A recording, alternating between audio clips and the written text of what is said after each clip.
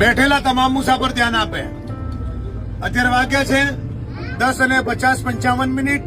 ટૂંક સમયમાં સાળંગપુર ધામ આવવાની તૈયારીમાં છે શ્રી કૃષ્ણ ભજન દેવ મંદિર.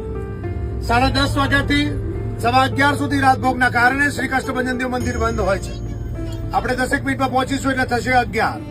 2 કલાક જેવું રોકાણ કરવાની છે આ બસ સેવા સારંગપુર ધામ ખાતે. તો જે પણ યાત્રિક દસ્તાથી હરિભક્ત મુસાફરને દર્શન કરી પરત આવવાનું હોય એ તમામ 1:10 મિનિટ બાકી હોય ત્યારે ગંતવ્ય સ્થળ પર આવી જવા નમ્ર વિનંતી છે. જે પણ યાત્રિકને દર્શન થાય, હરી લેવાય, ફરી લેવાય. વિશ્વના બીજા નંબરના ભોજનાલયમાં થોડું જમી લેવાય. કિંગ ઓફ સાળંગપુરના થોડા ફોટા પણ પાડી લેવાય અને પછી તરત જયારે પરત આવવાનું હોય 1:10 મિનિટ બાકી હોય ત્યારે તમામ ગંતવ્ય સ્થળ પર આવી જજો. 1 વાગે રવાના થશે આ સારંગપુરથી નડિયાદ અને નડિયાદ પરત ફરતી વખતે ગણપતપુરા ધામના તમને દર્શન કરાવી અને 5:15 આપને નડિયાદ પરત પહોંચાડવામાં આવશે.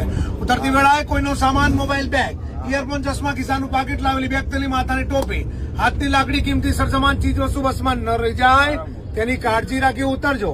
ટૂંક સમયમાં સાળંગપુર ધામ આવવાની તૈયારીમાં છે. મંદિરમાં જો વધારે પડતી ભીડ હોય તો મુખ્ય દ્વારે લાઈનમાં ન જતા ડાબી બાજુએ ભાઈઓ અને જમણી બાજુએ સ્ત્રીઓ એ બંને દરવાજાના બેરિકેડ થોડી વાર ખોલતા હોય છે એટલે બંને બાજુ દર્શન કરવા ઉભા રહેશો. તરત તમને દર્શન થાય દાદાના અને પ્રસાદી લેવાઈ જશે અને સમય સૂચકતાને ધ્યાનમાં રાખી તમે પરત આવશો. પૈસા ટિકિટમાં કોઈના બાકી રહી ગયા હોય તો માગી લેવા નમ્ર વિનંતી છે. અત્યારે મુહૂર્ત સારું છે.